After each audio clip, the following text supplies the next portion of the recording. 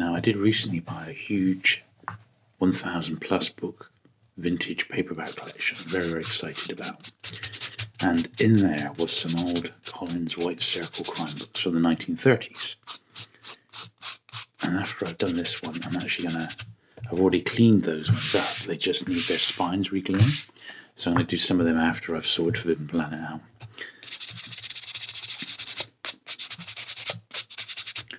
So that appears to be most of the dirt off the top there. Right then, so here we have Forbidden Planet by W.J. Stewart. This is a super rare 1950s sci-fi movie tie-in, which was published in the UK by Corky Books, and it's a very, very scarce science fiction book in its own right, and also a scarce movie tie-in, so one I've been particularly after. Now, this absolute dog of a copy turned up recently, and I jumped at the chance to get it, even though it was falling to bits, because it was super cheap, and I thought, well, why not, you know? But it is in such a bad state, I really don't know if it can actually be saved. So I'm going to take all the individual pieces of it off, and we'll see just how bad it is. So cover-wise, that bit of tape is literally just sort of fallen off there.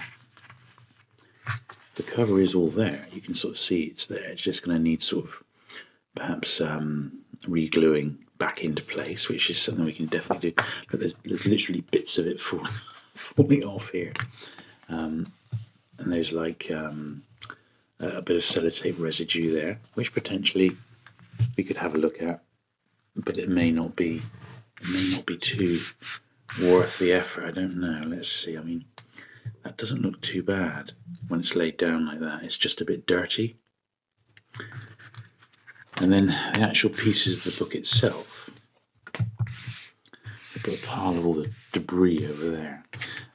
It's all there. It's actually in the pages have come loose, so just sort of, these aren't too bad. They just sort of need popping back into order, I believe. They are all there, but it's going to need re-gluing, obviously. So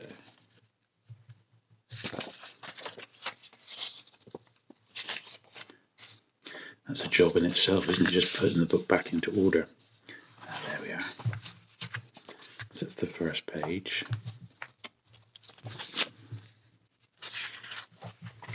And you might think, well, why did you just bother? Why did you even bother buying one of these? But it is just because it is such a scarce book.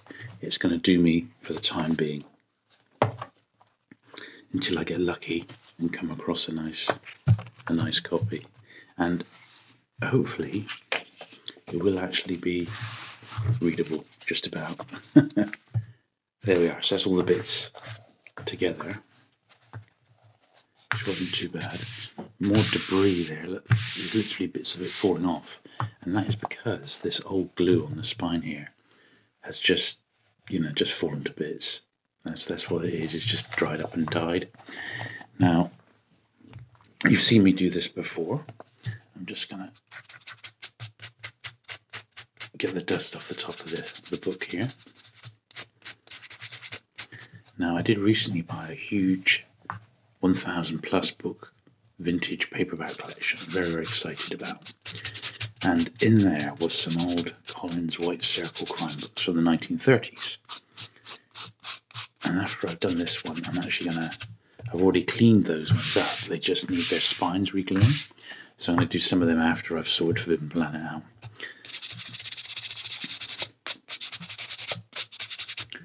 So that appears to be most of the dirt off the top there.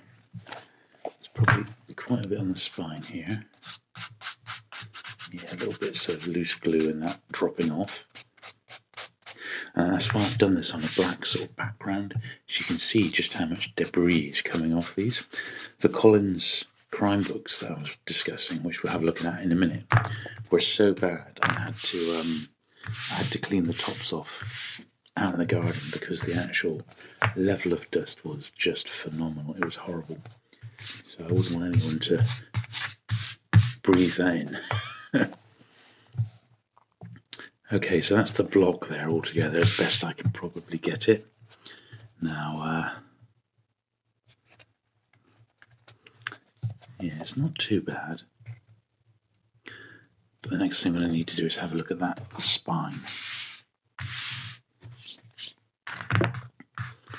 So unfortunately it has got detached, like so. So one thing we're definitely going to need to do is get rid of the excess spine. You can see more of it coming off. Little bits of glue.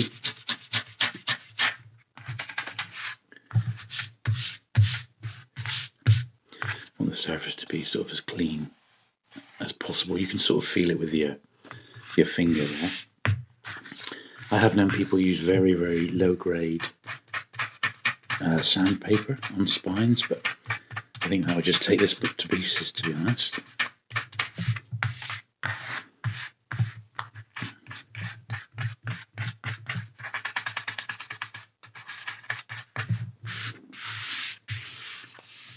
Okay, so looking at the vintage sellotape damage, I'm in two minds about this. I could probably heat it up and get the residue off that way, but I think I'm probably just going to put some polish on my soft rag and give the covers a tiny bit of a dust up that way, or polish up rather, and see if that just brings it up a little bit. I think the problem with this book is it's so far gone. You're not able to do a lot to it. Hopefully this will just take away a little level of dust and dirt that perhaps will improve it slightly. It's got like a lot of core yeast, this bright yellow back, which would have looked fantastic on the shelf, absolutely really bold and bright, but over the years has been very susceptible to fingerprints as the books have been reread and people's dirty fingers have been put on them. But this method, with just a little bit of furniture polish, I use good old Mr. Sheen and a very, very soft worn out rag, has proved very efficient for me over the years. It's been a good little source. So if we look at that level of dust and dirt that's come off. That bit there is quite a lot, isn't it? Now the spine was particularly bad because this bit was all covered with tape initially at one point. So I don't know. I need to tread extremely carefully on this. I don't want to make it even worse.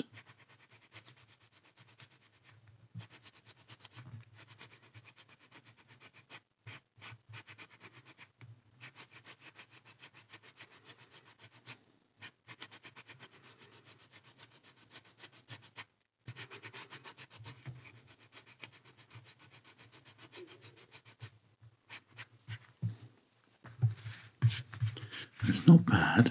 It's certainly smoothed it out a little bit. But as you can see, the book is still so rough, and there's literally bits falling off it all the time. It's just because it's got so brittle. This is the fantastic cover. You see Robbie the Robot there. And if you've never seen Forbidden Planet, it's an absolute 1950s classic. Leslie Nielsen is the star, but some might say Robbie the Robot was the star. And it really is a great film. Well worth your time if you've never seen that one. So we'll do the same treatment on this one. I've got a dampish cloth here, and I'm just gonna sort of go over and see if we can bring up a bit of dust and dirt, which is definitely on here, but sometimes might be a little bit tricky to see. And see if we can get this one revived. And yes, boy oh boy, was there a lot of dirt on here. It is a first printing, maybe an only printing in Corgi. The first hardback is a lot of money, several $100s. Yeah, look at this, look at the dirt that's come up off this cover. Now I still have to do this sort of area here.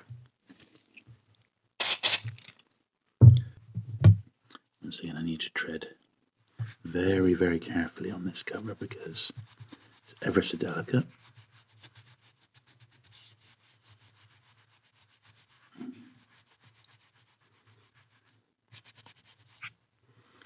And then on the spine again. So this bottom bit of the spine actually doesn't feel so bad as the top. I don't think there was as much tape applied to this bit.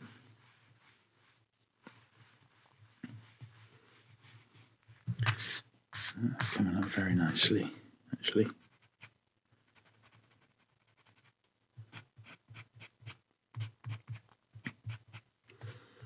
So yeah, the tape, the vintage tape was on here. There was just that one piece to remove, but it virtually fell off in my hands as soon as I touched it. It was that old and brittle.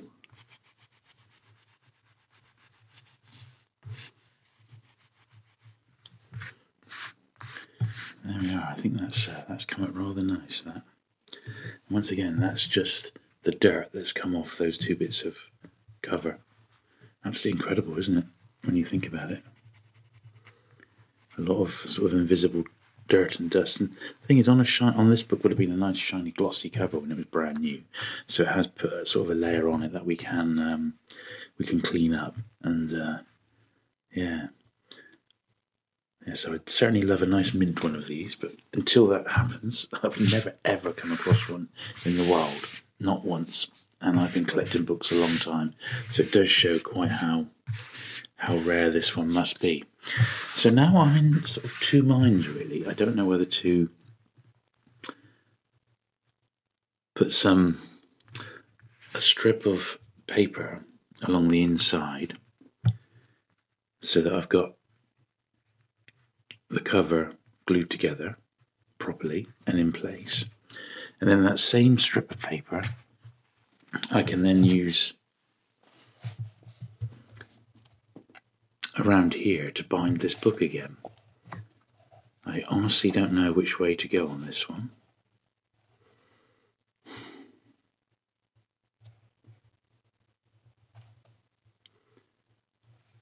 Yes, I'm not sure. I am not sure which way.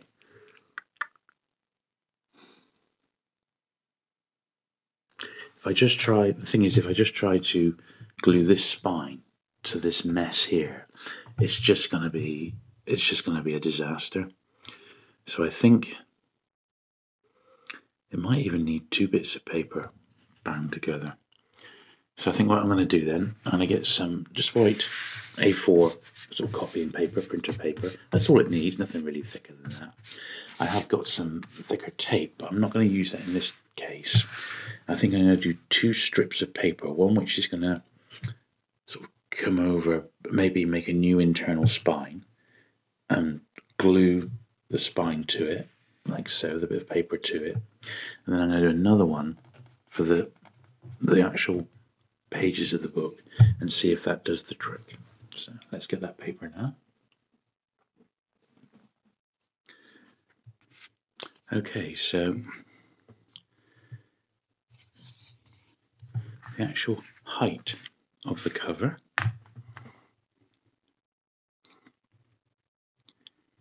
is 16 centimeters, 160 millimeters. So that's the height.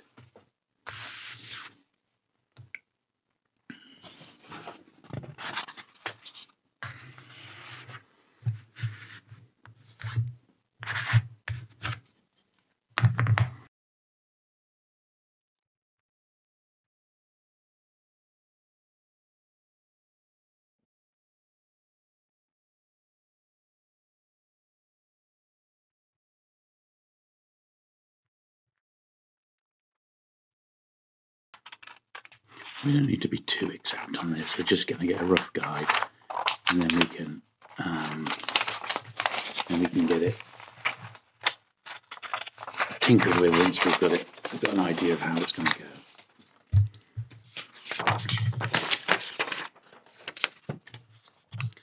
Okay, so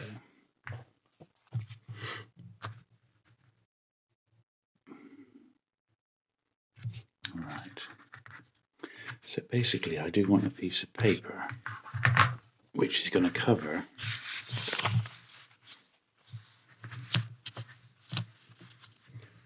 about that much inside on the spine, and then that much the other side. So I'm looking at a slip of paper, to be honest, about that much.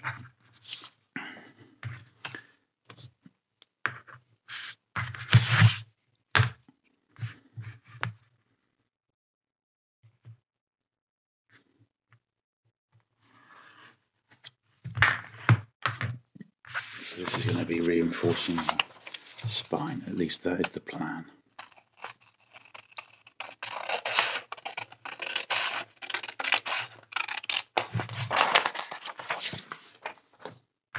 And some might say, well, why are you taking all this trouble to save literally one book?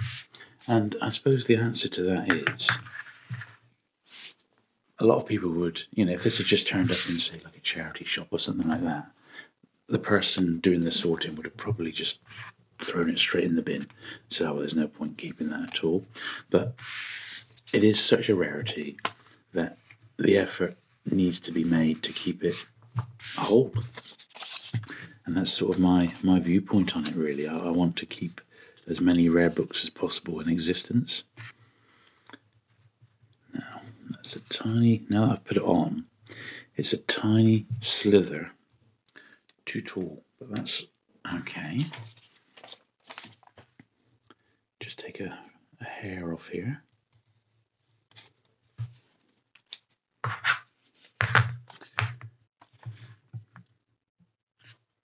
There we are, that'll be fine. I don't want it to be too unsightly actually on the shelf. Okay, so what we need to do then is glue this first bit onto there, just the first half, like so. That's what we're going to do. We're going to glue it onto there. Then we'll flip it over and we'll get the other bit on as perfectly as we possibly can. So that is the plan. So I'm just going to be using some Pritt stick to be doing this rather than anything else fancy. Just ordinary sort of Pritt stick you buy in any sort of stationers. It is better than the sort of the cheap and nasty stuff that you might be tempted to buy in like a pound shop or something like that. So just keep an eye to buy a decent one. And I'm only going to sort of glue one half here initially. So I'm doing this sort of the top edge. And it's certainly, I'm no professional by any means. It's just something that I sort of picked up over the years of being sort of a book dealer and a paperback collector pretty much all my life. And in some cases, I've had to repair books because they've been in such a poor state. And these are the sorts of techniques that I've used. Does actually need a bit more glue down the bottom there. I want to make sure it is every little edge is covered.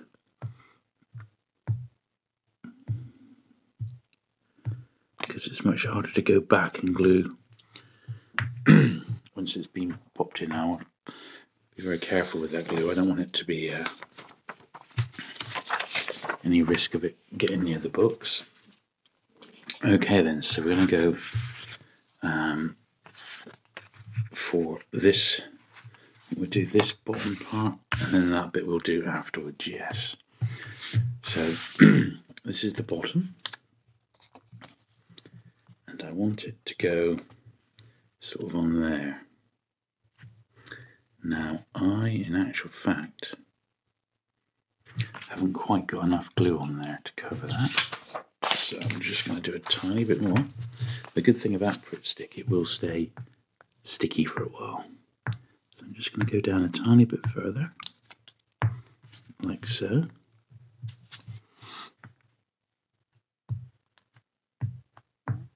Try and get as smooth a surface as possible. And the bit that I'm going to be gluing, I'm going to put a tiny bit of glue on that as well, just a little bit. Just to sort of cement the relationship, as it were, ever so slightly. Now the good thing is with Pritt Stick, you are able, once it's in place, to have a tiny little sort of play with it and make sure it's perfect. And that's one of the reasons I like it. It's not like, say, super glue where you get like one chance to do it and that's it. Okay. Right.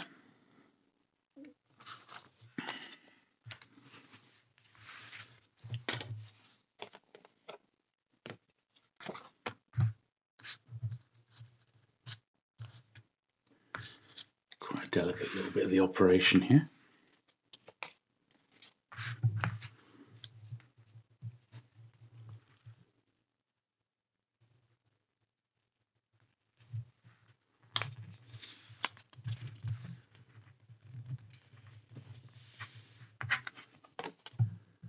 Yeah, that looks alright. So it's given us enough room on the other side here to get the other part of the cover in situ, like so. It already feels a bit better now that it's had that stiffener in there.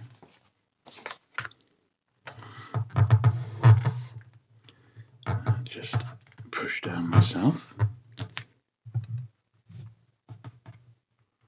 Now, some people might have been tempted to just do a little bit of a touch-up job on the cover, maybe with some green pencil and just colour in the tiny little bits on that. But I'm not really into that sort of form of restoration. I know some people do it. They do it on comics. I've seen people do it on books before. They've just touched in the little like hairline creases on covers and things like that. But I don't really like doing that, to be honest. But that looks okay. Yeah, it looks like it's nice and pushed down there. So we've got our other bit. Obviously, is going to go on there like so, and that should really strengthen up. So I'm going to glue the rest of it now, so that we can complete the picture.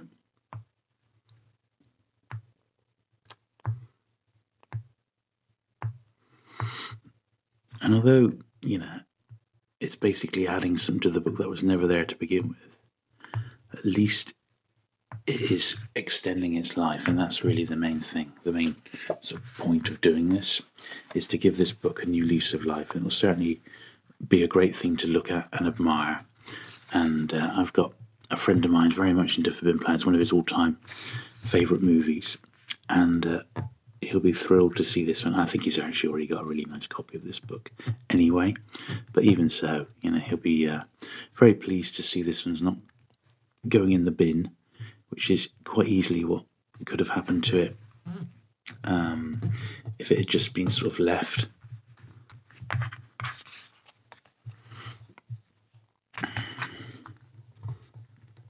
There we are. It's a fairly close match. Unfortunately, there's a tiny bit of, because of the loss at the bottom of the spine, a bit of that white has come over, so I need to sort that out. But let's get the actual cover nicely pressed down now, so it's super flat. And at least then we've got a cover which is in one piece, rather than the two that it was in, with it threatening to go into some others. Got some glue on the card here. I want to be careful I don't get that anywhere. There we are. Right, so it's all right except that little bit is poking out down the bottom, but we can soon sort that. So yeah, it's funny when I put it on. It's actually gone down a little bit further on than I would have liked, but nothing to worry about. It's still absolutely fine. We've got a nice area there to put a new to re-glue the spine, and that's the main thing. It needs to be super flat on, so I don't think there's much chance of that coming off again, do you? So I just need to take that tiny bit of excess paper off.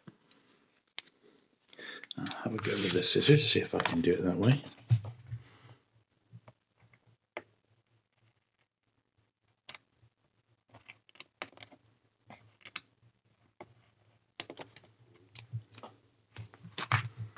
There we are. That'll do for now. Right, so that is the cover, basically as good as we're going to get it, pretty much. So what I want to do now, before I do anything else with the cover, I want to create another piece of paper similar in size to bind these pages together, because this is going to be the hard bit, and this is something that's going to take some time to set off. So I've got height-wise, where are we? Yeah, there we are. So I just need another piece which is relatively straight. And you can get proper book binders glue, but I do feel the stuff that's out there is more designed for antiquated hardbacks rather than the modern sort of vintage paperback of the last, 80, 90 years. It is all sort of designed for more books of antiquity, which is fine. It's just not what we really need in this environment. There's another bit of that tape there. I can always get what I might do is get my scalpel in there. I've got like an artist's scalpel, and that might just take that bit away there, just to make it look a little bit more authentic. Yeah, not too bad at all things considered, considering the dog that it was. So there's bits of this spine. Every time I touch these pieces, more bits of glue and stuff fall off. But that is how it is, unfortunately. There's not. The idea I've got is to put this bit of paper around it, heavily glued, to try and put all the pieces together. They're all in order, in a block, something like that. And then glue the two bits of paper together. So that is my plan. So we'll just fold this initial bit here so that we've got a little bit of purchase. So it's not ideal, but it's the only thing I can think of as a way to sort of put this book back together. So I'll have that bit along like that.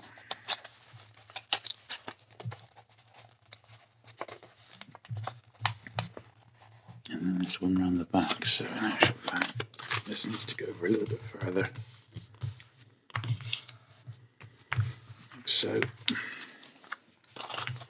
I want to give it sort of an even wedge each side. So have it like that, and then that round the back like so. There we are. So just give this bit around the back a fold down, and I'm just going to take a millimetre or so off the top here.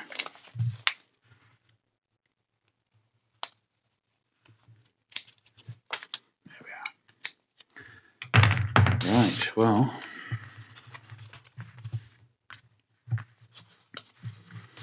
as you can see, this is what we're going to pop on. That is the plan.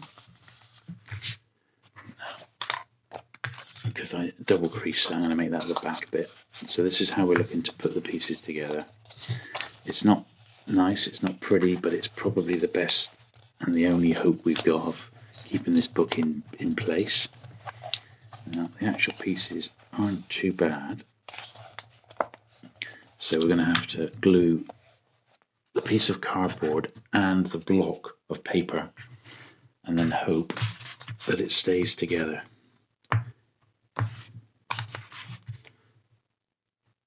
Which, I'm pretty confident it's going to stick, but it's not going to be one that you're going to be wanting to read on the beach, because it probably will fall to pieces in your hands. But the whole sort of title of this video was Forbidden Planet, Can It Be Saved? Well, I think we've proved we can save it. It may just not be the best sort of read that you've ever experienced. And people who love reading on Kindles are going to say, well, there you go, so you don't get this in a digital format. Right, I think that's well and truly done. Now I am going to put some on the spine as well. Now this could be a messy old job, but I think it's probably worth it once again to give the books a bit of purchase. So I'm just going to sort of pinch them together there and whack some on here. It's just awful, but I honestly don't see any other way around this. It is just grim, but all worth it for the love of a good 50s sci-fi book. And they don't come much better than this. If you've never read the book, as well as seen the movie, if you've never read the book, it's fantastic. And the movie does follow it very, very closely. So cool. Okay, so the moment of truth, the sticky truth. Let's get this on and hope that our little scheme works.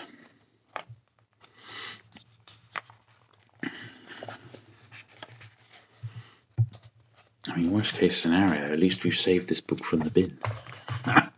You know, because that's where it was heading. Let's be honest, that's where it was heading. No one in their right minds would have kept a book in this condition unless it was something really special. And I think, you know, this book is something special, and it warranted the treatment, shall we say. Okay. Now, of course, during the war, books were rebound all the time, particularly paperbacks, to give them a new lease of life, and they often got sent over to the armed services abroad. There was a central book depot where you could go along and hand your books in at a post office, and the books would get recycled, often rebound in hardbacks. That's already feeling better. Rebound in hardbacks, so they get a new lease of life. Once again, ever so slightly, the book has gone over, the paper has gone over the edge, but it's something I'm going to sort out with my old scalpel at the end. I think that one, just to get rid of that. But I'm actually quite pleased at how that's come together. It doesn't take a lot for Pritt stick to set, because it is sort of paper based. Because the next step of the process, of course, is we need to glue this bit to there. That's the last sort of step of the process there. So let's get the cover bent into position. So obviously that's how it would have been. So we'll pop those creases in there now on our paper to facilitate us getting it in a bit better. There we are. This is ready for us to lay it down. So that's how we're looking to do it. So we now have to do some more gluing. And then we'll leave it, or I shall leave it for a couple of days to really set properly. And I'm going to put some sort of weights against the spine. You know, when I say weights, I mean other books. Against the spine. And also on top, just to keep everything as flat as possible and keep everything in situ. That is the plan.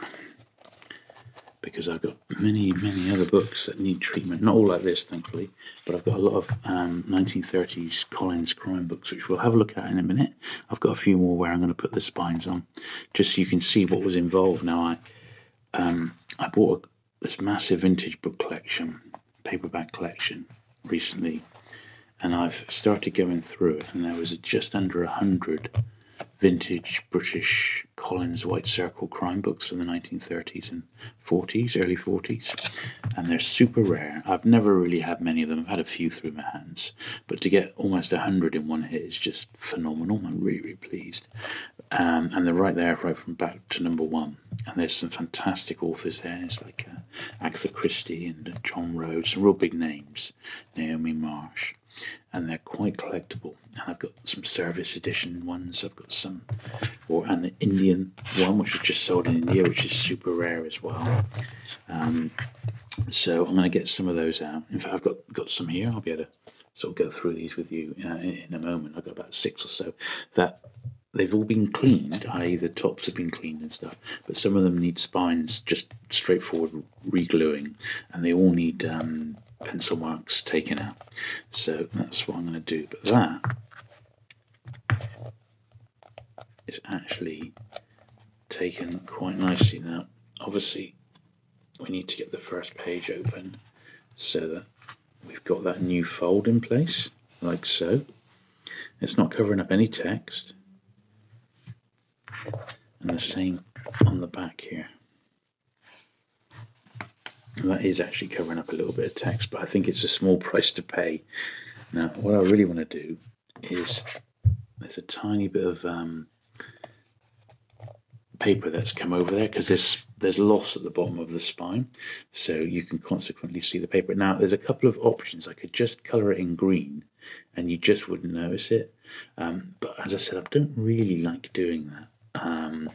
As much as, you know, I could probably get away with it. So what I think I probably will do, and I won't do it on this video because it's super fiddly, I'm going to get my scalpel out and I'm just going to go through that little bit there and just cut it down a bit. And then we will actually have, I think we've not done a bad job there, in actual fact. Don't you agree?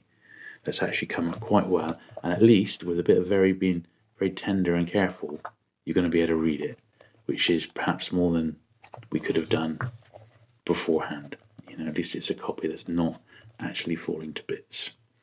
So there's that. So that is Forbidden Planet done as good as I can get it for now anyway.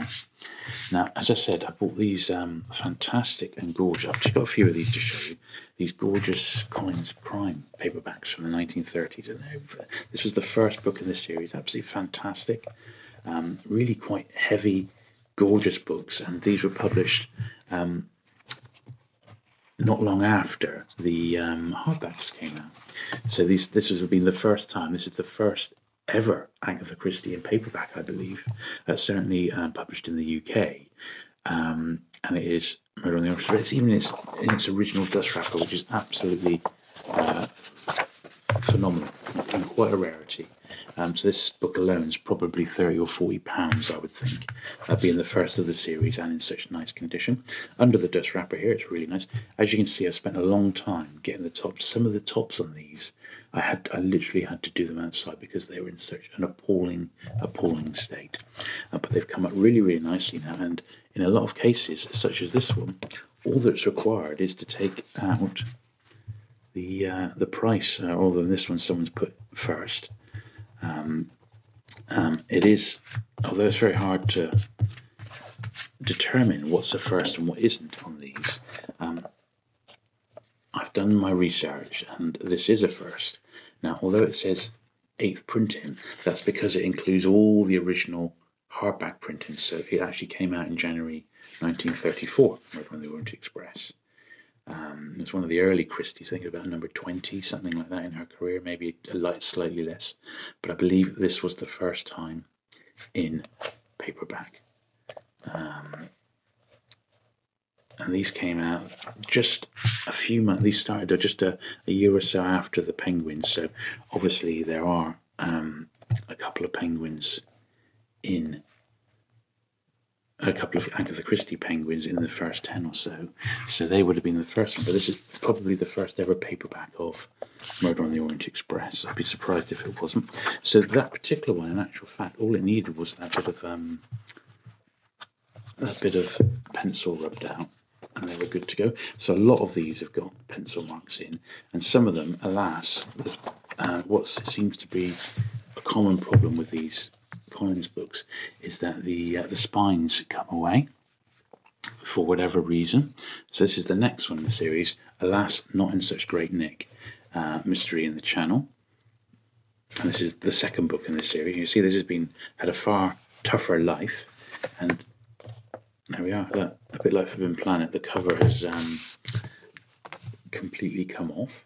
Now, unlike Forbidden Planet, these are not glossy. These are just like matte finishes. So I can't get my polish on because all it would make the covers soppy, wet, or quite frankly awful.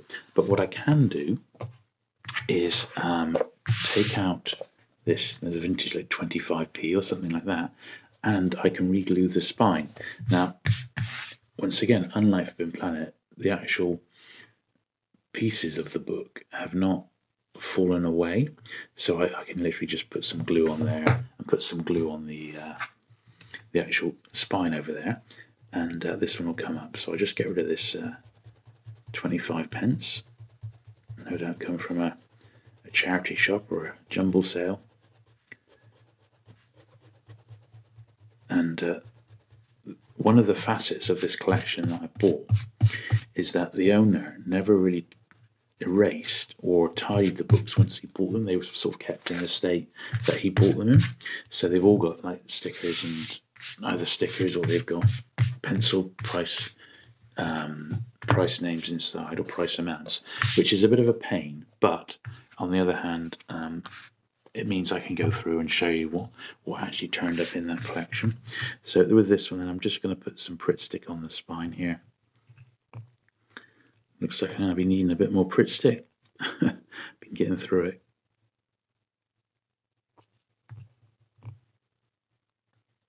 There we are. So that's quite a nice bond. I'd be tempted to also put some Pritt stick on there, but it's such an irregular surface. I think it might do more harm than good with all the old glue there. And I have known people, they've taken sandpaper to it again and just smoothed that right out. But I think with just putting that Pritt stick in there, I mean, this is not a pristine copy or anything, but at least it's keeping the two bits together, because quite easily they could be lost. And this one would just be another book which would be gone into the midst of time without anyone getting the chance to read what is a classic Freeman Willscroft, you know. Some of these, well, most of the Collins authors, as I said, the list itself was fantastic, and the authors are people who are still read to this day. That's not the case with some of the crime imprints of the period, but these definitely are. So I'm just sort of popping it down there. Now there is a little bit of spine wear there, but I'm not going to worry too much about that. It's basically it's just a poor fair copy of what is in actual fact a very scarce crime book. Once again, really, really weighty. It's a really nice pre-war crime paperback, and these are rare. They just don't turn up like they used to, and for that reason alone, it warrants us saving it. So I've just got a few more of these to have a look at. They're not all that bad. So this is number 3 in the series. Yeah, Martin Porlock, X versus Rex. So this has got an old sticker in, a price mark by the way. But looking at it, the dust wrapper has done a very good job. It's saved the book from much damage. And underneath, look at that. It's an absolute beauty, isn't it? When you think this is 1936, is it? Let's have a look. Yeah, like March 1936. I mean, 84 years old as we sit here, and it's never been read. It's as good as the day it was printed, pretty much, isn't it? And the only thing we need to do is to erase this £2.50 that was in there from when this turned up in some second-hand dealer's or bookseller's shop, and someone, the person who bought this, probably the person whose collection I ended up buying, has got themselves a really nice sort of bargain there.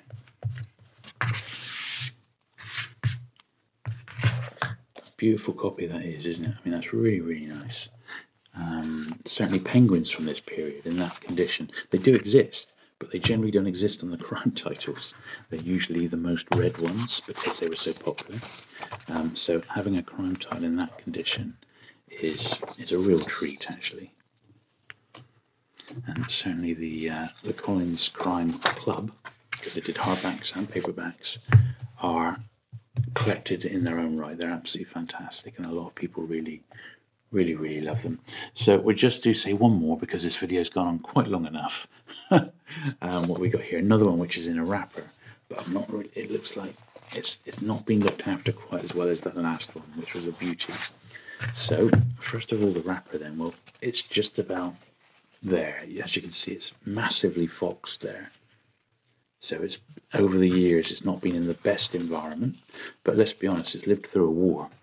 The book itself isn't too bad. You can see it was heavily dusty along the top.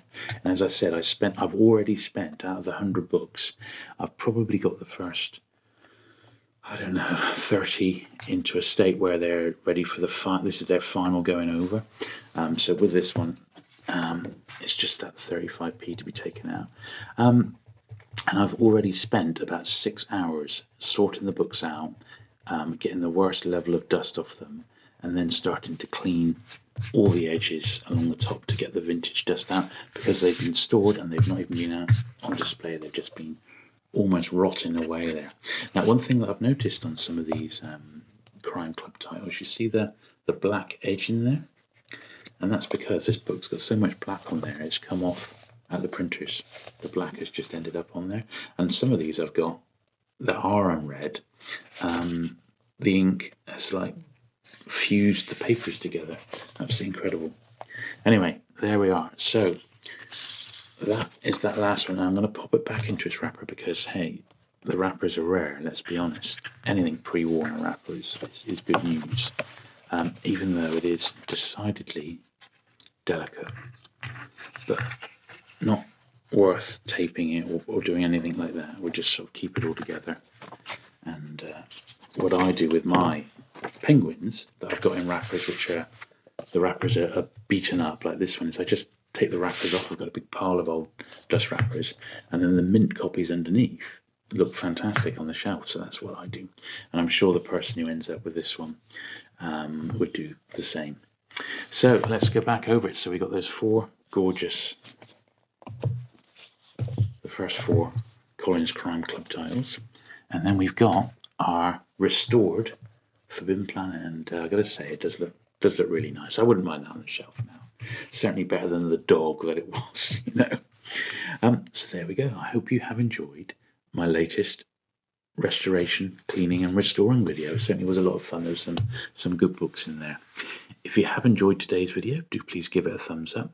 Do please consider subscribing for regular cleaning and vintage paperback book content. There's loads on the channel.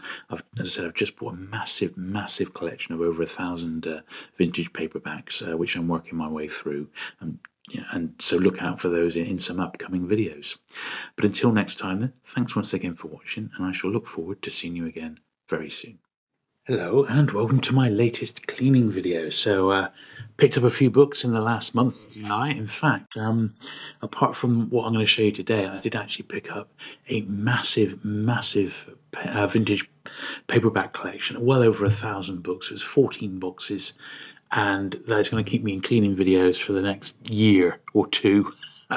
Absolutely loads to go through on that one. Predominantly Pan books, but there was 6 boxes of other vintage publishers as well, and they're fantastic stuff to go through. So we'll be looking at just a touch of those today, but I've got some sort of dedicated videos on that collection planned, and they will be coming up very soon. So anyway, this is just what I've picked up most recently in the last sort of few weeks or so since we last did one of these. And the first one is this absolutely gorgeous edition of Gulliver's Travels. It's a lovely hardback. It was published by Ward Lock in the 1920s, and it's got these beautiful colour illustrations by Harry G. Thieker. Now, there's a few other volumes that are uniform in this series. As you can see, absolutely fantastic illustrations, and there's 48 plates dotted throughout the book, and this one's a lovely complete copy. I've seen these before. Oh, look at this. I've seen these before. The Merry-Go-Round, the magazine for boys and girls. Look at that. I've seen these before sell for about, I don't know, £80–85 a pop, which is a little rich for my taste. I was able to pick this one up. I think I paid about £12 for it, which I thought was a veritable bargain for a book which is as absolutely gorgeous as this one. I've always liked Gulliver's Travels, one of my favourite children's books, and this particular edition is just gorgeous. As you can see, it's an absolute beauty. Now, this copy, and the face of it is absolutely fine, front and back, but the spine, unfortunately, as you can see, I think professionally they call this mottling, and you can see there's some sort of white residue there, and that may be candle wax, possibly, and then a bit, it's sort of, I don't know, it's like dirt or grime, and there's some spots in that. I don't really want to put polish on this, so all I've done, there's nothing to rub out inside, it's just this spine here. So I've got a soft damp cloth, and I'm just going to see if any of this dirt will come off. just with an application of, well, in effect, just a little bit of warm water. I've not even put any sort of detergent or soap in, just to see if it does make any sort of a difference on this spine. In actual fact, maybe already it possibly has on that sort of waxy residue. Look, there we are. There's quite a bit of dirt has come off there. I'm going to try it on the other end.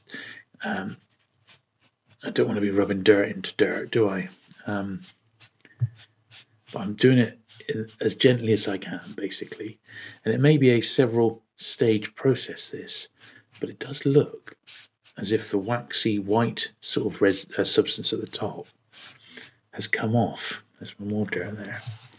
So we'll let that one dry out.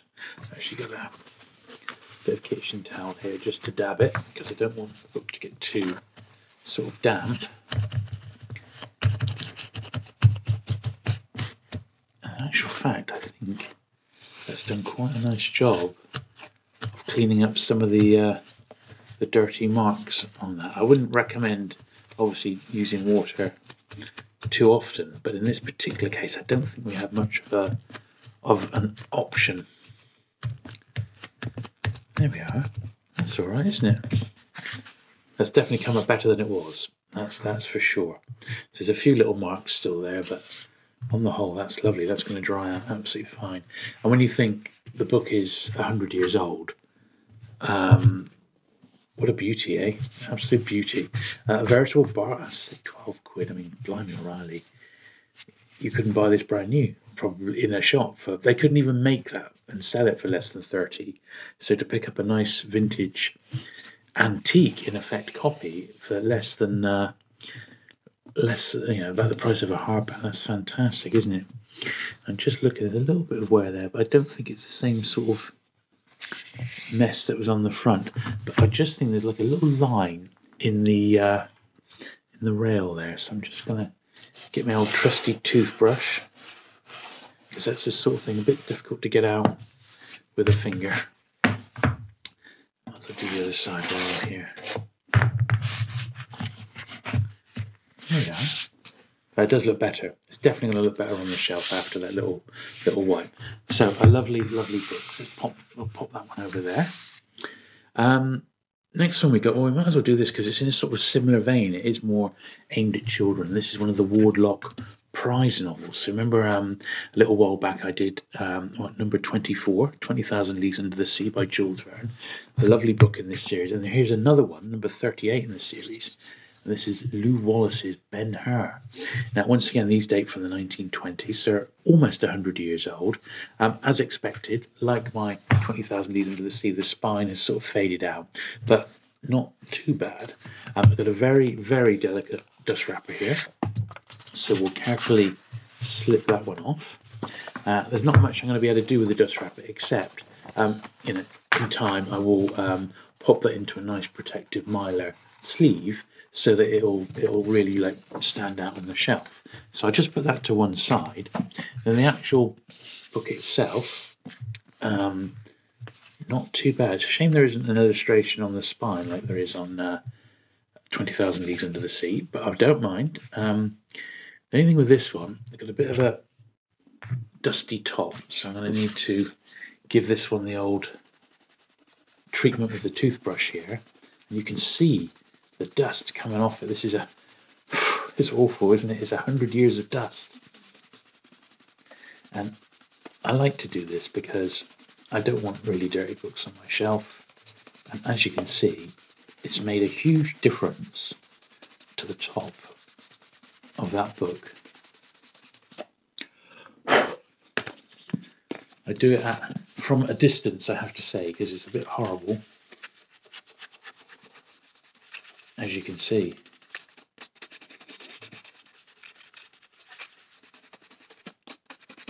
But you would want to do this with any book that you've had really, that you bought brand new.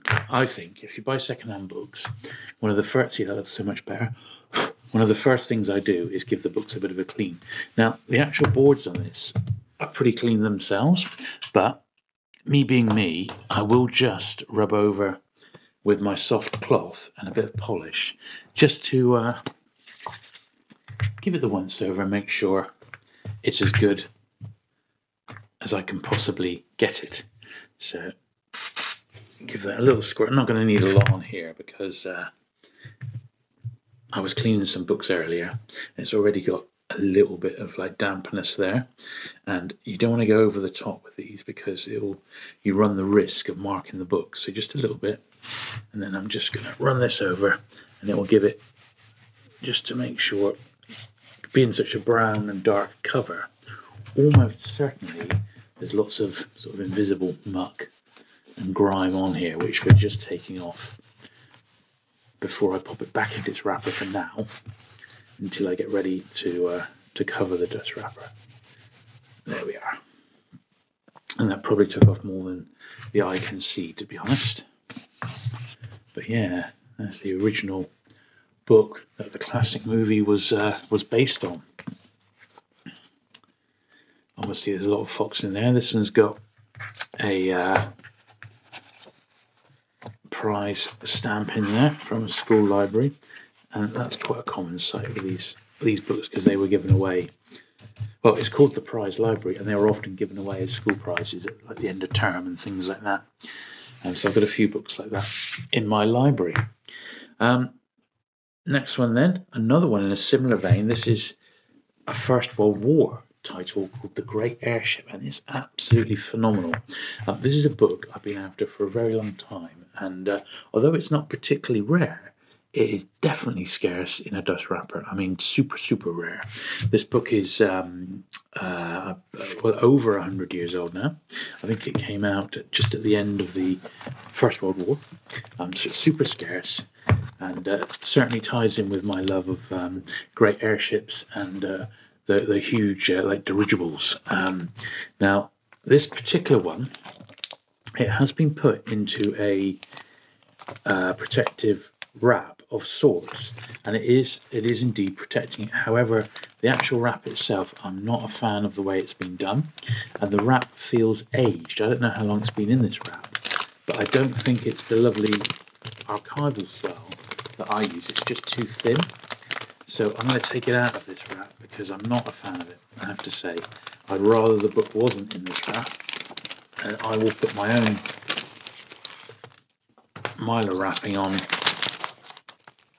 at my leisure. And you can see once I've taken it off just how, mottled that particular plastic wrap was, and we don't want that on my book, so I'm just going to keep that over there. Now underneath, because this one has been protected, look how great and bright this jacket is. Now there's a little bit of wear there, which I think I'll be able to polish off because it's a shiny cover. I'm going to be able to delicately clean these, and look at that there, fantastic. So first of all, let's just have a look inside. I don't believe these are dated, but you never know. Yeah, he wrote quite a lot of this chap. Yeah, it's not dated, but I am absolutely 100% confident that that is the original first edition of this one, and I think it dates to 1918. So I'm using the same cloth, but I'm just going to pop a tiny bit more polish on. I'm going to see if I can get that bit there cleaned up, because that's the only bit I can see which is looking a bit dodgy. So let's see if it makes any sort of impact, and in actual fact, initially, no, it's not. It's just remaining there, so it may be something on the boards, but we'll give the rest of it a wipe over. Obviously, we want to be careful. We don't want to take anything else off that we don't want to. Yeah, so that sort of stain, unfortunately, that's in the book. Now, with regards to the top edge and dusting, I will give it a little dust, but this one doesn't seem too bad. But in a lot of cases, it can be almost invisible. So there's lots coming off, though, still. Look.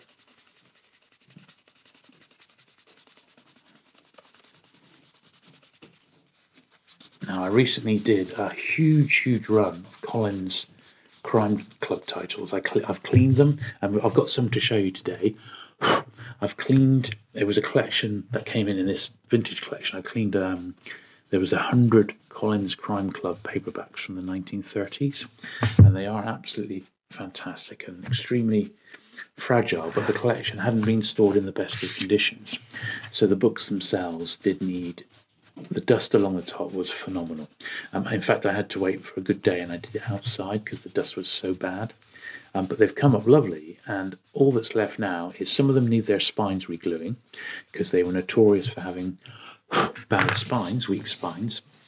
And the other thing is that they, almost all of them have got their original price that the owner paid for them back in the day, like in charity shops and that. So I've got those to do, and I've got I put out half a dozen or so, but I've already invested the best part of 10 hours into that collection, and I'm still not quite there yet. But there we are. So that is that. So I will put this one in its own dust wrapper in good time, along with Ben-Hur, and that'll be a real nice addition to my my vintage sort of hardback library, because it's certainly a nice book, that is for certain. Now, the next couple don't actually have dust wrappers, and these are from the Dutton library, and these were the Everymans, and I've got 2 Everymans in the last couple of months. This is one by Alexander Dumas, the 45, not one of his most famous ones, but certainly a good one all the same. Really nice copy of that one. This one not actually dated, I don't think, but it's this style is pre, I think, 1930. This is an ever such a later one, Pickwick Papers by Charles Dickens, one of my favourite sort of classic authors. Let's see if this one's dated as well. I think this one's ever so slightly later. This is 1928, that particular edition. So these aren't first editions because they are super valuable, but they are nice early editions.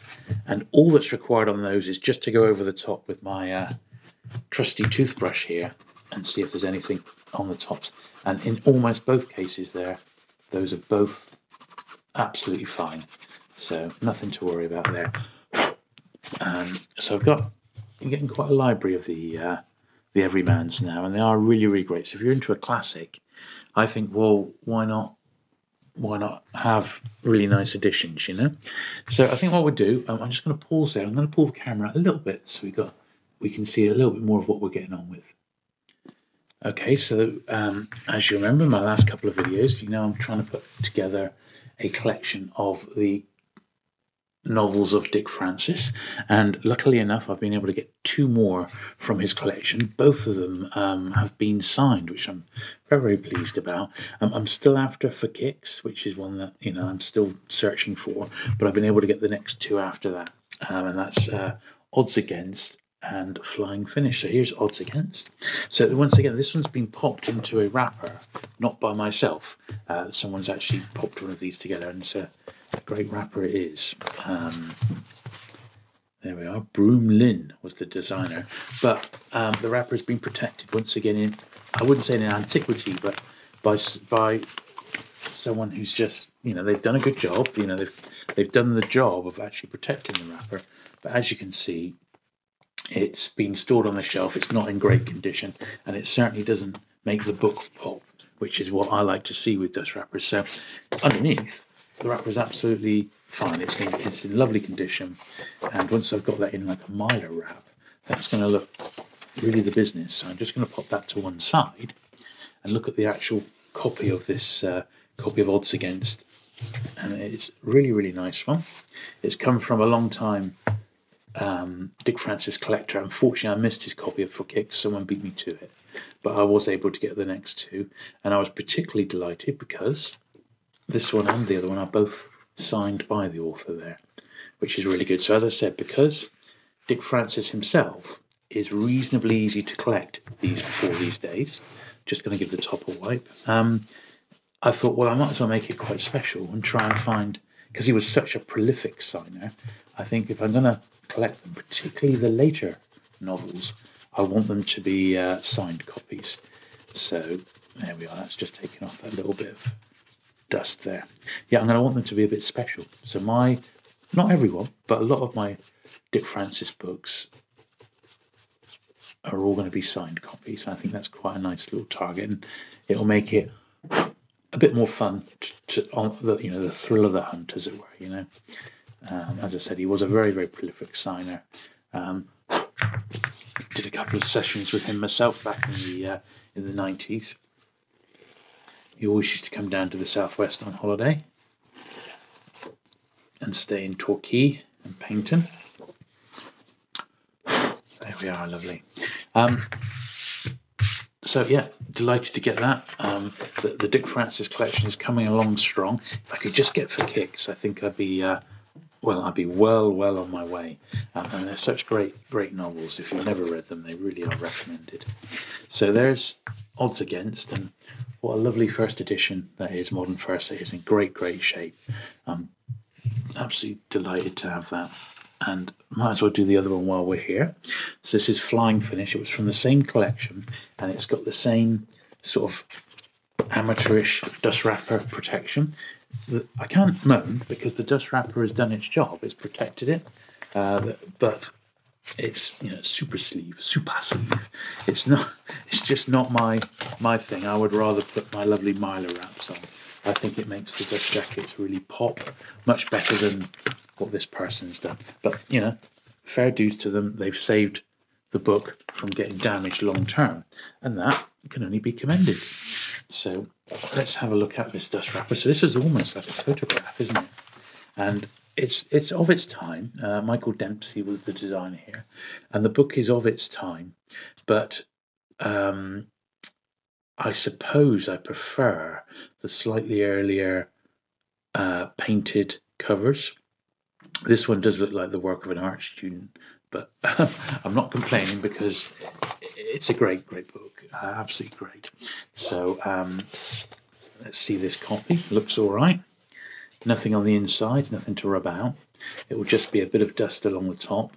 And once again, 1966. This one has been signed by the author, an undedicated signature, which is the way I like them.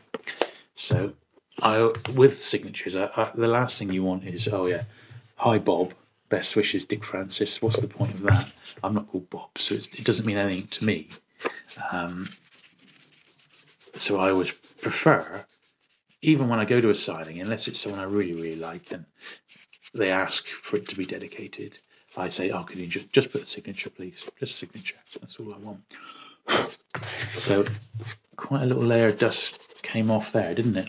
And once again, that's probably just because maybe the original owner had these on the shelf and he hadn't pulled them off and hadn't really looked after his books maybe as well as I do. I like to get my books off once every couple of years. You don't need to go through this intricately, but I do put the Hoover along the top of the books. And on my first editions, I do sometimes have like beer towels rather, along the top, just as like a dust wrapper to protect them from dust along the top there. Anyway, that's a beautiful, really nice copy of that one in a cracking dust wrapper, which once again I'm really pleased to get. So after this, the books start to become a little bit more common and also much cheaper. I just need to get that copy of For Kicks, and I'll be really delighted then. But once again, what a lovely copy that is, and I very much look forward to popping that one in a lovely Mylar protection and putting it next to the other ones in my library. So that's that. Now I've got a couple of really big thick books to do next, and as you recall, I have been collecting this series, which is the Hutchinson A Century Of. Now this is a particularly tough one to get. It was an early one in the series, and it's a century of creepy stories. And the reason these early ones are so much harder to find in nice condition is because they really were over 1,000 pages in each book, usually 1,100 or so. And this is a massive sort of omnibus edition of creepy stories. They came out between 1934 and 1937. There's 26 in the series in total, and I reckon I've got about 20 now, so I'm well on the way. I'm almost there. I'm very delighted to get recently the what I believe to be the hardest one, which was the A Century of Horror Stories, edited by Dennis Wheatley. This is all the ones I've got left now are pretty tough to find. There's still a couple I've yet to see for sale, so I'm going to have to keep my eyes peeled for that. So I've got 2 of these today, and I'm going to actually use the other one, which is the Evening Standard second book of Strange Stories. I know that's a scarce one. I'm going to use that as a little basis just to rest the cover, so I can clean the inside of the cover of this one. Now, it's nothing too serious. Make a little bit of room there, but it is. There's some pencil on here which I can get off fairly easily. So if I grab my rubber here, now I think this here at the bottom there is actually in ink, but underneath is some pencil, and this bit is obviously pencil. At least by the look of it, it's pencil, or maybe it's not. I don't know. Maybe it's very light pen. I mean, this one did come from a book dealer, so you would assume if it was pencil, they would have actually already done it. And in actual fact, although it's fading, it's not coming off very easily, but it is sort of lightening it ever such a little. So just keep persevering on this one.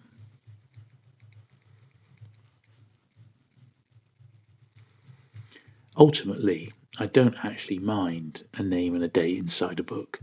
Sometimes, I mean, the book's obviously second-hand, but sometimes it does sort of add a little bit of charm to a book. It's certainly faded. Let's give it one more go. I think it was just put on with a really, really sharp pencil, potentially.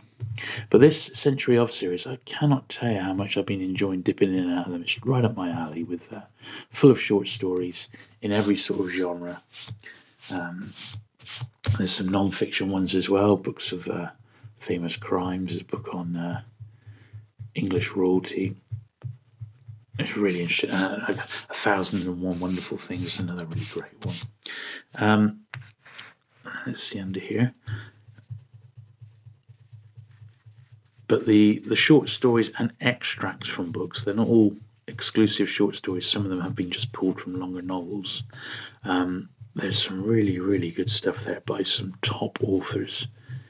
The crime ones, for example, have got Agatha Christie short stories in, which are really good. I mean, there's a lot to like in this series, and they just look fantastic on the shelf.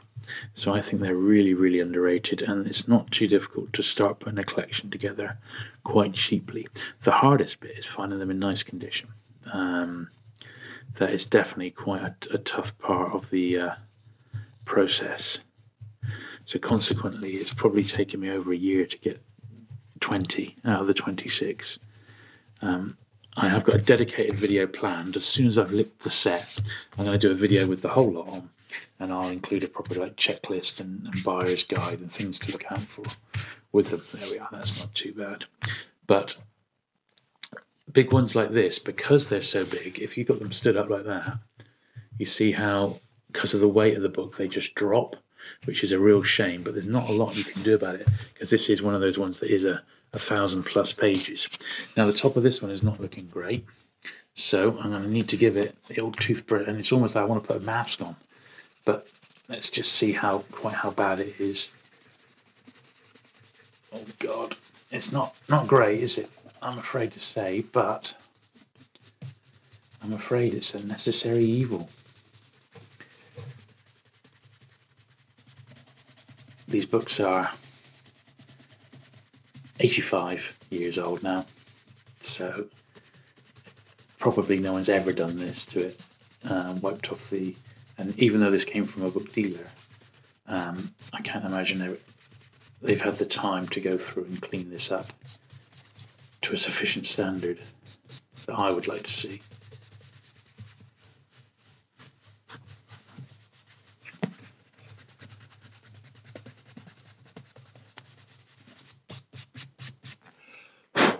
Okay, that's looking a little bit better. The other edges are okay. So while we're here, we we might as well do the other one of these. I got 2 this month, so I was really pleased. Both of them are quite tough. So this is the Evening Standard's second book of strange stories. Now, the Evening Standard was a British newspaper published in London. It only recently folded, I believe. It didn't survive because there's the free metro for the capital.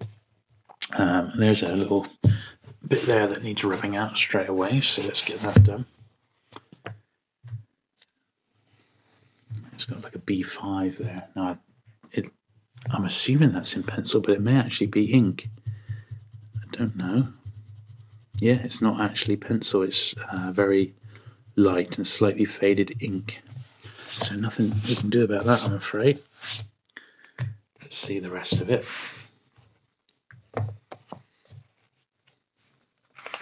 Once again, this is another huge tome, but not quite as there's some of the other books in the series there, but not quite, I don't think, as big as the creepy stories, but still very, very big. Give you an idea of some of the authors in here. Because this comes under strange stories rather than like horror or creepy or ghost. They've got a bit more. They can pull from a few different places, but as you can see, the stories are generally 10 to 20 pages a pop. This one is over 1011. This is about 1020 pages. So still another really, really nice one. This one, once again, has come from a dealer, and I don't believe the top of it looks anything like as bad as some of the things we've seen. But as you know, in a lot of cases, it's invisible dust and dirt. So let's give that a try. And look at that. Hardly anything has come off there. And that's because it's already been done, or it's just been stored in a much sort of cleaner environment. Anyway, that's 2 more in that really, really great Hutchinson series. So once again, I'm just going to make a little bit of room. We're on the last stretch now. Right then, so the next little batch of books we've got, and we've got about 6 or 7 of these, is the Britain in Pictures series. Now, this was a series that came out during the war, and they went on, did about 120 or so volumes, I think there was, no, maybe even more than that, about 140. And they were conceived during the war as a way, because Britain was very much on her own and as a country, and there was a very real fear that some parts of British life and aspects of British society would be lost forever. So it was decided to produce this series called Britain in Pictures, and each one is a hardback, a fairly robust size, written by sort of bigger names at the time of day. In fact, number 100 is written by George Orwell, looking at different aspects of British life, and they're almost like the King Penguin books, in that they're beautifully illustrated, particularly at a time when paper was starting to be rationed. Each one looking at different parts of British life, and I have started picking a few of these up, and they are actually really, really good. Some of them were reprinted, so they're quite tough to find, but as I said, being only about 150 or so in the series, chances are you can find these out and about. And in actual fact, I've picked up I've picked up 8 of these now, for just a few pounds each, like about £2.50, £3 each. Generally speaking, less than what people have paid for them. Like this one had a £5 price inside. I've only paid a couple of pounds for this.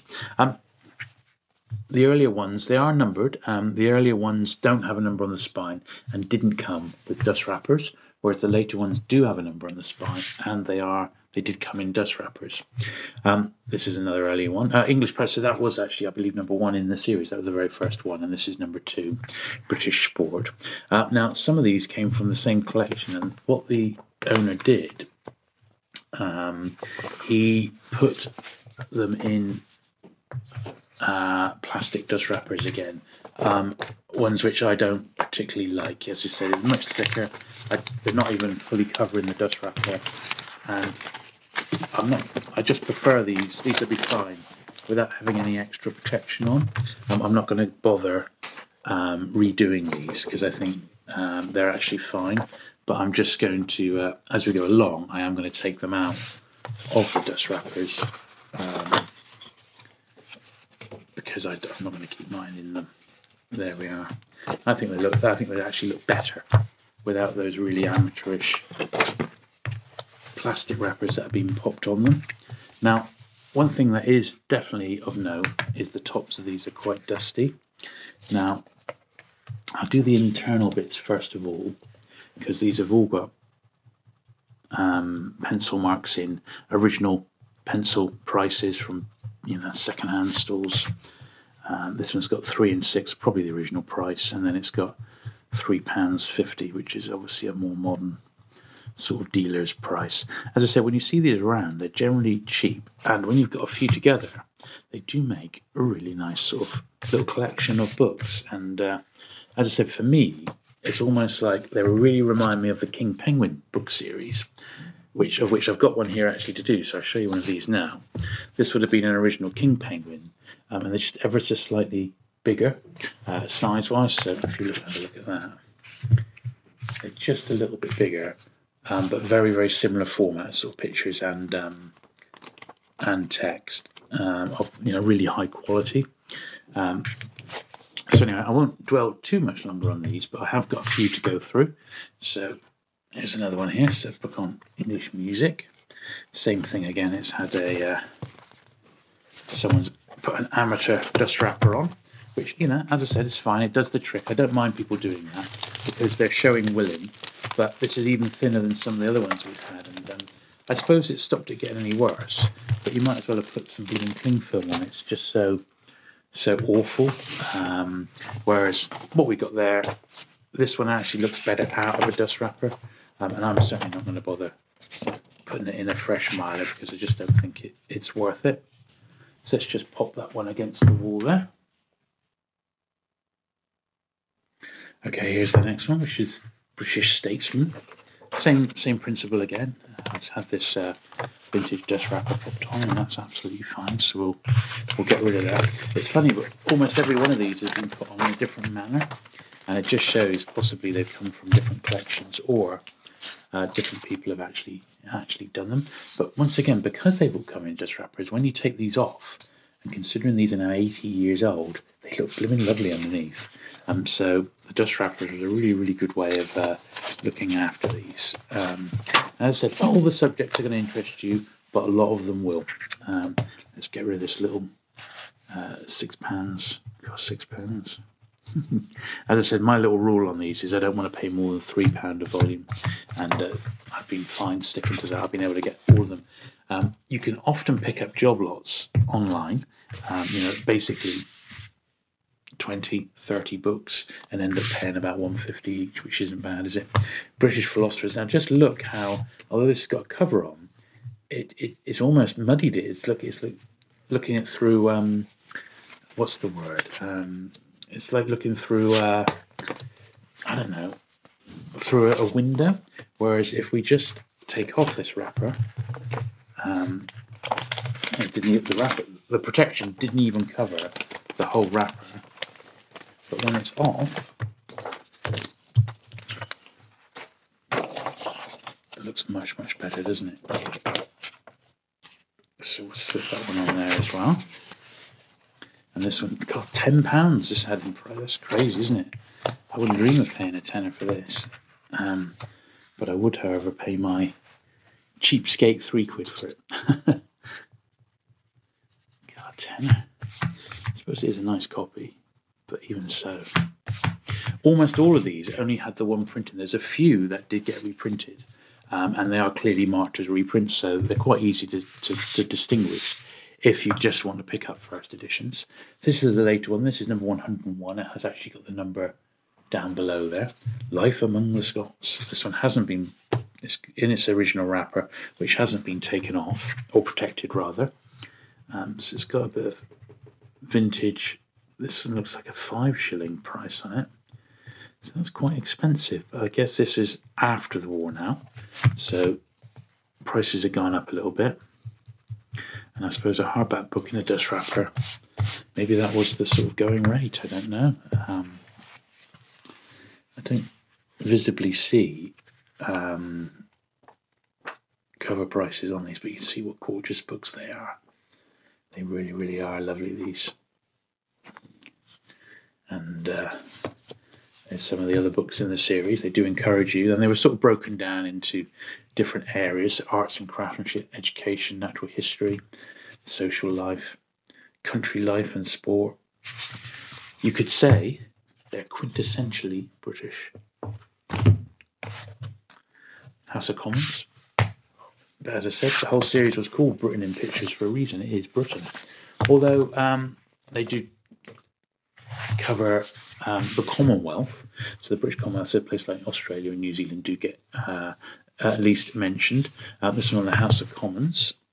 It's got a very vintage dedication inside, but there is a bit of pencil underneath with a £3.50 price. So let's get that off. First of all, and then there's another bit, a little bit along there. Looks like another name, but then there is an ink name, and that, I'm afraid, is on this book for good. And it says, what does it say? Uncle Hugh, with love and best wishes, Jerry and Ethel. Uncle Hugh. Whatever happens to Uncle Hugh's copy of his book of the House of Commons? Once again, this one's in a vintage plastic protective jacket, which we shall rip off in disgust.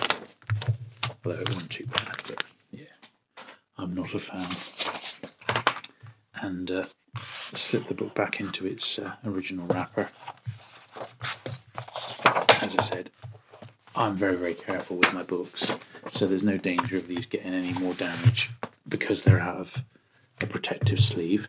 And I've got one more of these, which is number 131. Look at British hospitals. This has also got a price sticker, a price inside, £3, which is my sort of limit. £3, and it was a 5 shillings. So let's get that rubbed out.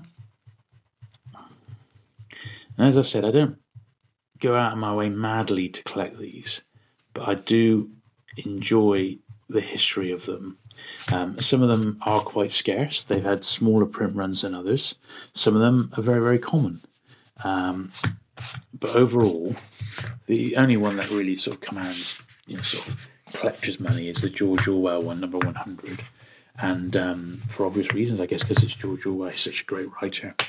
And George Orwell collectors obviously want that one, whereas Britain in Pictures collectors want them all. So I like George Orwell as well, but I wouldn't class myself as a collector because you need to be very rich to collect George Orwell. There we are. So slip that one back in. And then the last thing these really need is a very delicate sort of rub along the top edge to take off any dust along the top. Now, I'm hoping, with a bit of luck, that I can do these all in one foul swoop. That is my plan. So that I can just about grip them in one hand. So I can run the old toothbrush along the top and look to get rid of any dust. And you can see it coming up in plumes.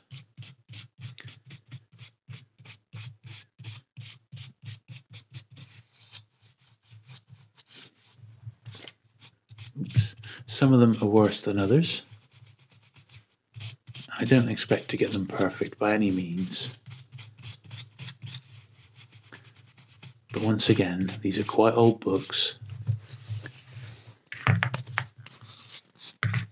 In some cases, 80 years old. So they've picked up some dust and dirt. It is literally as simple as that.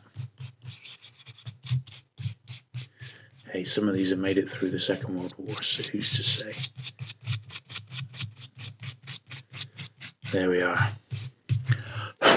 Now, if you are interested, if this has piqued your interest in the Britain in Pictures, you like the look of these, there is a rather good book that you can pick up called Britain in Pictures, A History and Bibliography by Michael Carney. Now, this seems to be the book to get if Britain in Pictures is something you're interested in. 1950, but I was able to pick one up for 12 quid online, which I thought was a good price. And it lists every single book with the original print runs, and if it had reprints and things like that. A really, really great sort of history of the series. It shows the omnibus editions that they did as well. I think if you're into books, you will really love it because it's a great book on the series. So that's, yeah, a quick look at putting in pictures in. If I do get any more, I will obviously show them on my cleaning videos. But as I said, I don't get many, but I just came across a run that was really good value for money, and the dealer was happy to sort of let them go at a cheap price. So I was cool with that. So we've just got that one odd King Penguin, and then I've got some cool vintage paperbacks. So on the King Penguins, as you know, I've just got a handful to go. I'm about, out of the 76 that they did, I've got about 70 now, so I'm almost there. And once again, as soon as I've licked the set, I'm going to do them in 2 videos. So 2 videos showing the whole run of King Penguin books, because they're absolutely gorgeous. This is one of the earlier ones I was after, number 40. It's almost the last one that came out without a dust wrapper. So I have been a real stickler with the King Penguins, and I've tried to insist that if the book was issued with the dust wrapper, that's how I have to have it in my collection. So yeah, 1948, this one. And that's absolutely fine. I'm just going to give a little rub along the top, because it does look quite dirty along the top there. Yeah, quite a bit of dirt coming off there. And then we're going to have a look. I've pulled out 1, 2, 3, 4, 6 vintage Collins crime paperbacks from the mid-1930s, which are part of this collection of 100 or so books that I bought recently. And that's these ones here. So I bought about 100 of these in the series, right back to the very first one. And these were part of a massive paperback haul that I got recently. It was 14 boxes, 8 boxes of vintage pans, and 6 boxes of other vintage paperbacks, a real mixture of stuff. I've just been blown away by the sort of things I've been coming across. Some of it in fantastic condition, some of it a bit worse for wear. I'm going to keep most of it. Obviously, I've already got a huge collection of pan books, so I'm going to go through, clean them all up because they all need sort of going over, and then I'm going to go through my own collection and obviously upgrade the copies to keep the best ones. But I've confident that I've got doubles of all the early James Bond books, which I'm really delighted about, so I'll be able to compare them against my own ones. And obviously by selling the Bond books, that will really pay for most of the collection itself, which is great, because they're still highly sought after. So here we are then. So Shot at Dawn. This is Collins Crime Club number 5. Yeah, number 5, John Road. He had quite a bit published by Collins. This one's in a dust wrapper, but it's got a slightly loose spine. So these are going to need a little bit more work than what we've seen on these other 2.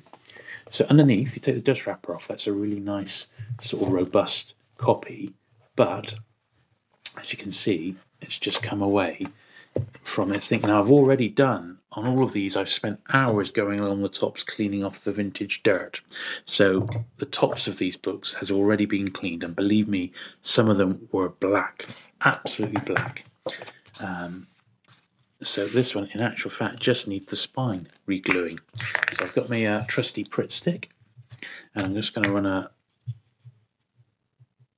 run of glue along here.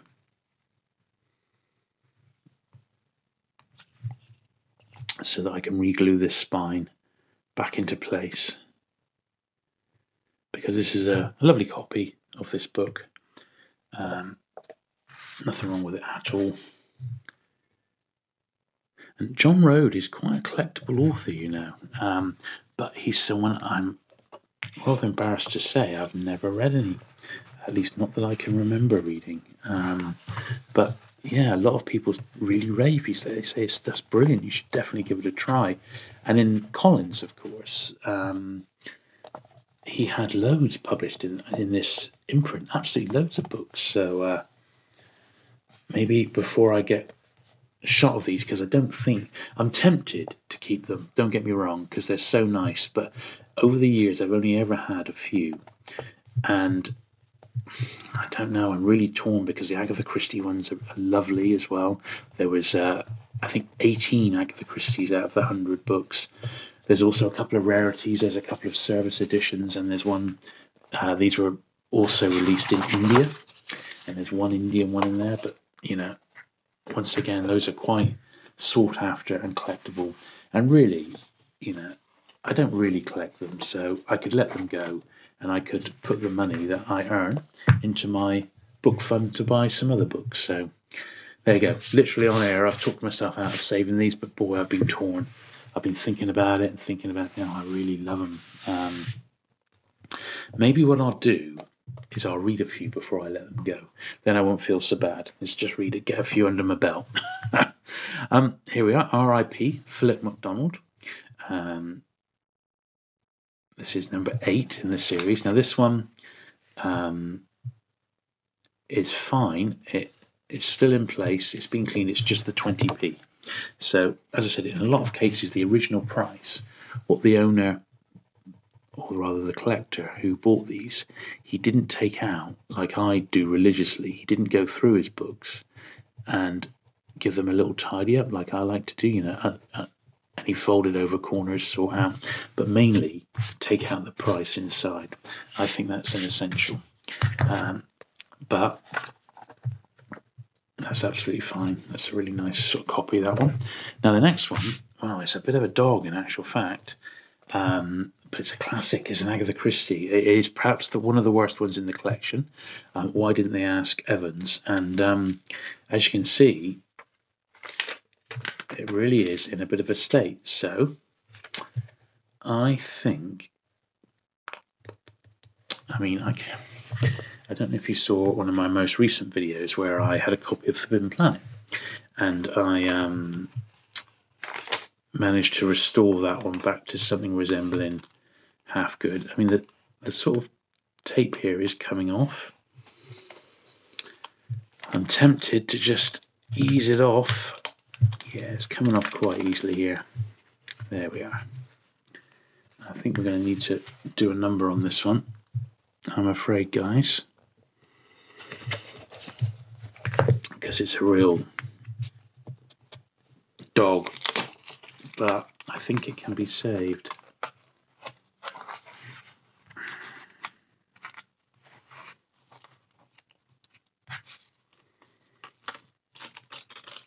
Yeah, see this vintage tape? It's so old and yellowed, it was probably put on back in the late 1930s, 40s.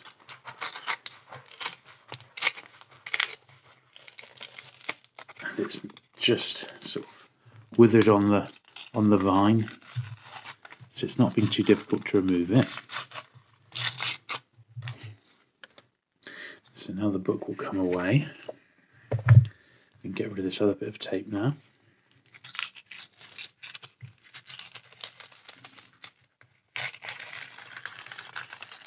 There we are. Okay, there's a little bit of tape on the outside here.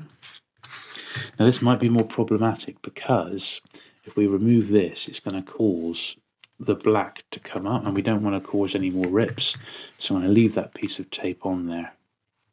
So I think, in actual fact, we can now re-glue that back with the tape out the way, and it may not come out too badly.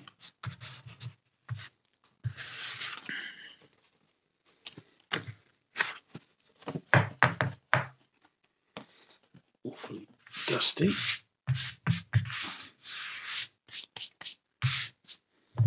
So while we're here, let's get rid of this bit of vintage previous owner's name here, and the 40p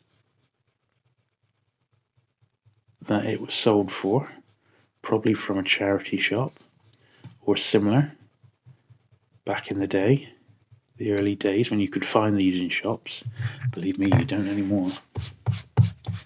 Vintage paperbacks are a scarce commodity outside of bookshops. Now, there's not a great deal I can do with this spine because it is what it is. It'll just pull the book to bits. But I think what we've done is probably about as good as we can get. Let's take that bit off. I don't think it's got the benefit from being on there. it's about as good as it's going to get, which isn't great. But as I said, the only reason I'm bothering is because it is an Agatha Christie. She's highly collectible, and I think some Christie collector is going to want that down the line. There we are. It's not pretty, but it is about as good as we're going to be able to get it. Certainly better than when we first picked it up.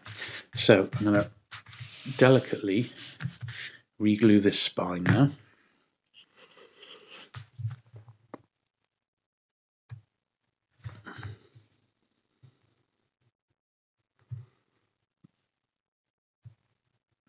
Nice messy glue. But I use Pritt stick because you can ever so slightly adjust what you're gluing down once it's been put in place, which is quite good. So we just need to pop this into here and then wrap the cover around, pop it in, and then this is going to need a bit of careful pressing, which it will be because it will be in with its buddies to keep it in position. But I would say that this is definitely going to be better than what was there to begin with all that horrible tape. And possibly for an Agatha Christie fan, they might be able to have this one as just at least a filler until a better one comes along. But you have to ask yourself with a book such as this, even though at the time it probably had quite a large print run, just how many have actually survived? I can't imagine there's loads, you know. But there we are. I mean, that could be better, but it could be a lot worse. So I think we've managed to, that's probably about as good as we're going to be able to get that one. And we'll let that one sort of go off over the next couple of days. Now here's another one, sadly, which is in a bit of an old state. As I was working my way through these, thankfully, he's re-gluing, thankfully the books got better. They used better glue. So these early ones, as I said, they are quite notorious for being not having the greatest spine glue.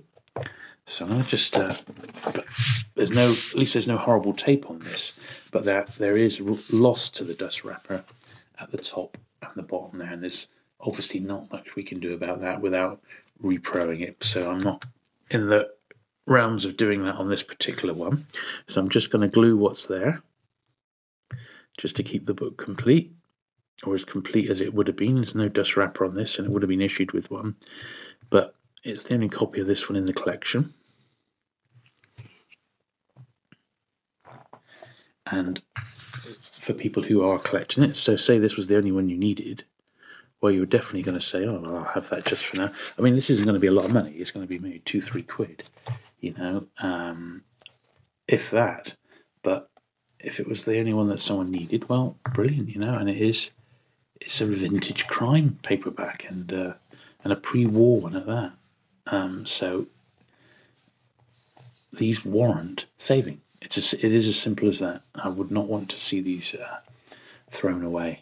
But if this had gone into a charity shop, there's no way in a million years they would have kept hold of it. That would have just been thrown in the bin, and that would have been the last you saw of it. Right, just 2 more paperbacks to go then, to do this month's cleaning. Although, as I said, I've got enough paperbacks now to be cleaning books for the next 2-3 years, I tell you. Okay, so I'm going to put a bit of a hold on some of these hardbacks and stuff while I work my way through, in fact, all book buying in general, until I've worked my way through some of the hundreds and hundreds of paperbacks I've got to get through. So I've got 2 copies of this. In fact, there was 2 in the collection, Calling All Cards. They look to be the same edition, but one of them is slightly better than the other. But let's just have a look at this one then first. So that's got some vintage tape in there. And, oh, I can feel it. Look, the cover's just come off in my hand. So let's do the same thing again. There's a little vintage 35p under the previous owner's signature there, so we can soon get that off. And then this dust wrapper, well, let's get the toothbrush out. It looks like it's sort of a little bit musty and dusty. don't think we can do much else on that. And as I said, I've got 100 of these Collins crime titles that need tidying up. 100. But thankfully, the later ones are in much, much better condition. The 1940s ones, the books are better made, so they've survived better, which is the main thing, isn't it? So let's just pop this one on. There we are. But I have to say, looking through the list, particularly the volumes of this series which are in such lovely condition, I was so tempted just to keep hold of them because they're gorgeous. And I will never, ever have the opportunity to get so many in this series in one hit ever again. So as I said, I am a bit torn about getting rid of them, and maybe I will. Maybe I just keep them, and you know, I've got loads of doubles of Pans in the collection which I could sell on, and that'll pay for the books in total, because there's something really special about 1930s crime, I have to say. Okay, and this is the last one we're going to do today, and it's another copy of Calling All Cars. This one also has a slight bit of that. It's coming away there, so we'll have a look at that. A little bit of vintage pencil. So once again then, the next videos I'm going to be putting up will be, I'll film the boxes of the collection that I bought recently, and it is really, really exciting, so I hope you're going to enjoy it. And then I'm not really best sure how to do it, so I'm going to do one video exclusively on the rest of the Collins Crime Club collection, because there's just, as I said, there's 100 of them, and what better opportunity am I ever going to get so many of these done at the same time? So I'm definitely going to be doing that. So that's coming up, and then there's loads of other series that I've got included in there. There's the Hutchinson ones. There's other sort of paperback imprints of the time, like Chevron books. There's Toucan, Jackdaw. There was a run of Ben's Sixpenny Library. There's some Albatross. There's a huge load of Foursquare, and that's quite frustrating because I've just done a Foursquare video of Foursquare books, and there's a real big run of them in there. So I'm going to just do those as like an addition. Basically, it was a dream collection, and all those Pans as well. You just can't believe what a lovely run to find. So it's going to really make a big difference to my Pan collection, that's for certain. So let's just see if that's enough. So that's what's coming up in the future. So look out for those. It's going to be a lot of book-related videos. Rather than a specific series, it will be a lot of sort of these haul collections, because it's such a massive collection to sort out and process, which I think will be in itself make quite interesting viewing. There we are. So that's then done. So there we go. So that's what's coming up in the future. I hope you have enjoyed today's video. It's certainly been some interesting books there, and I hope it hasn't been too boring for you. Definitely some great stuff to come going forward. Now, if you have enjoyed today's video, do please give it a thumbs up. Do please consider subscribing for regular vintage paperback and book related videos. I've got lots on the channel already, and boy oh boy is there lots to come. And I shall look forward to seeing you again very soon. Bye.